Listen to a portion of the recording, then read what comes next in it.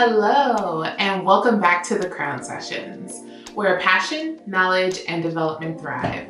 I am Shana, your self-care sister. And I'm Jess, your Jess of all trades. And we are here today to talk to you about owning your own development.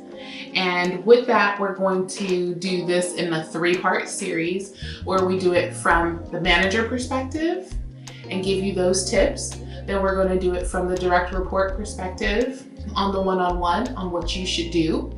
And then we're going to do a full role play for you so you can actually see it in action.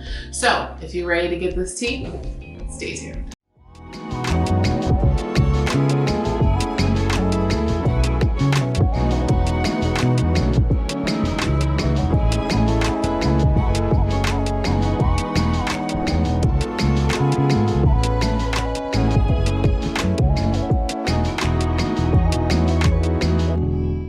All right, so we're gonna jump right into preparing for your 101, and this is from a manager perspective. So tip number 1 is come prepared. And I can't stress this enough. As managers, we are so busy with everything we have going on and everything that's on our calendars and our plates. But at the end of the day, our people is what drives our business, right? And so we have to make sure that they are a priority. And part of making them a priority is coming prepared to have that one-on-one discussion with them and ensuring that you have everything you need to have an awesome conversation with them. So ways that you can come prepared are, 1, look up their results. So you want to make sure that you have some facts on paper that you can align with some feedback for them. And so looking up their reports and their sales and whatever else that you might have, and have that written down and have those reports ready. Another piece is align what you think and what you've observed are their strengths and their opportunities. At least 2 strengths, things that they thrive in, that they're doing an amazing job, and then at least one thing that they need to improve on. Even if they're your best performer on your team, everyone has something they need to work on. And of course, you want to make sure that you align that with the facts. And yeah, you want to lastly have some open-ended questions prepared to allow them to guide that conversation, but also be able to set the tone. Absolutely. I couldn't agree with you more on those tips, because coming to the conversation prepared shows your direct report that they matter and you came prepared to have a quality conversation with them. Now, when we go to the next portion, so step 2 is going to be start that open-ended conversation for the direct report to be able to guide the full conversation. And this is really important. So when you're thinking about development, it is not the manager's responsibility to own that employee's development. It is the employee's development or the direct report's development, and they need to take reins over that and own it fully themselves, right? So as a manager, yes, of course, I would love to help you, right? That's what I'm here to help you do, but it's your career at the end of the day, right? As the direct report. So you want them to guide the conversation. This is their opportunity to have that one-on-one time with you to talk about everything that they want to talk about from that month. I love that. And so the 3rd tip is be clear and concise. There has been so many times in my past experience and even my current experience in running my own business where either I have delivered a message where later down the line I learned that my message wasn't that clear and we had to recap and double back, or I've mentored someone and they come to me and say, I really don't understand how my manager can support me or what I'm supposed to be doing.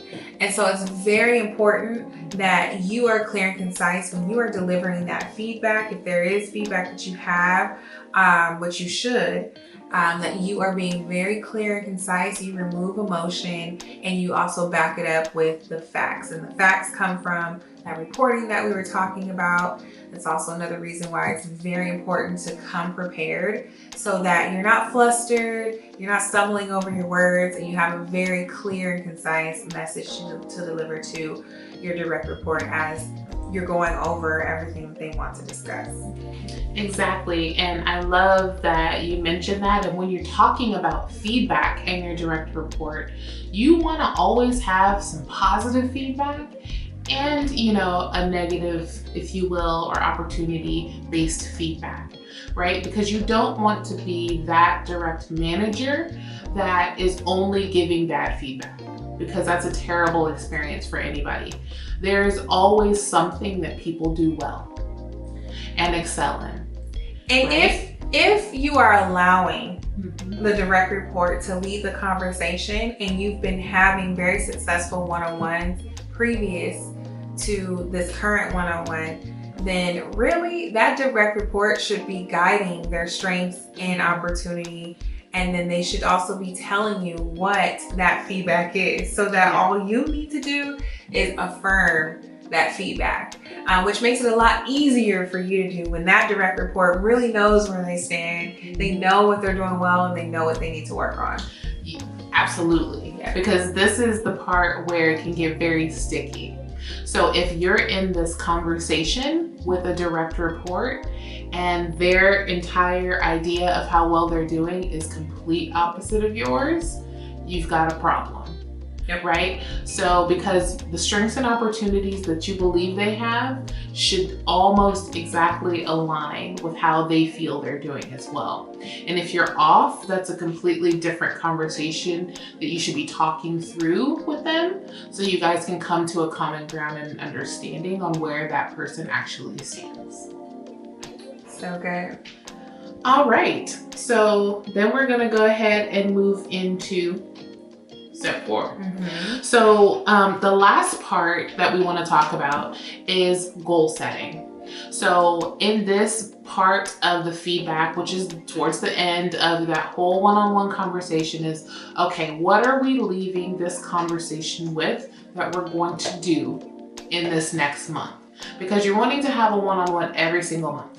Okay, so I'm gonna say these are the action items or tasks that I want to have completed by the time I see you next, right? So whatever that is, you guys come to that understanding in that conversation, and you should make sure that the direct report leads part of that, right? They should be telling you what they're going to do to make it better, and how you're going to do that is with those open-ended conversations to help them and guide them to what their action items should really be.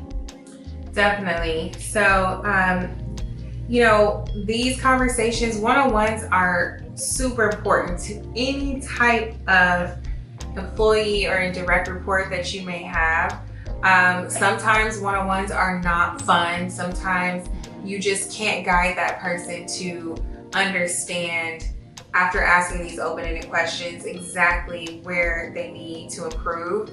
And that's when you will have to, be courageous as a manager and deliver tough feedback in a clear and concise manner. So I do recommend that coming prepared piece. If you have someone that you need to deliver feedback to who is, it's going to be a little bit tougher to do, that you actually write out that feedback.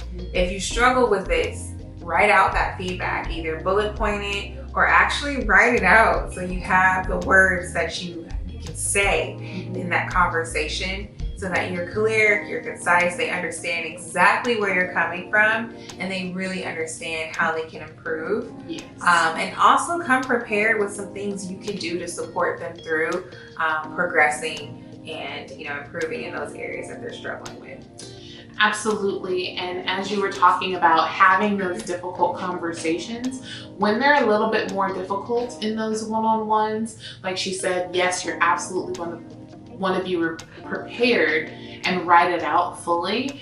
And when it's a more of a difficult conversation, you're going to be challenged, right? And that's why it's going to be a little difficult. So make sure you have your facts and examples to back up what you're talking about. Exactly.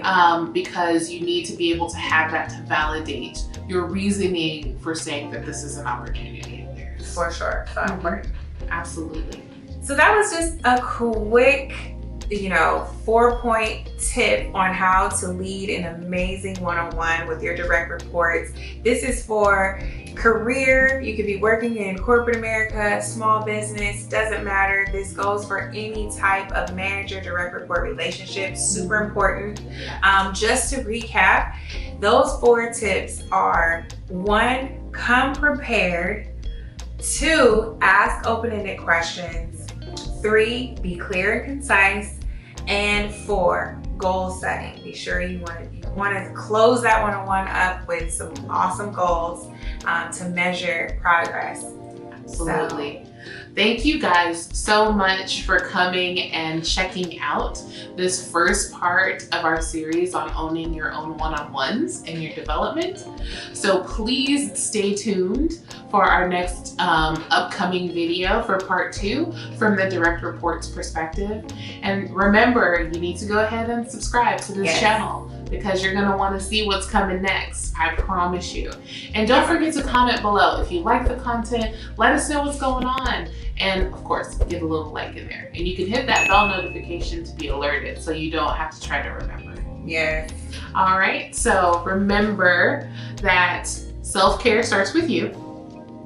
And this is a little bit more of a difficult one and focusing on your career and your development, but you're going to win at the end. Definitely. I promise you. Talk to you soon. Bye, guys.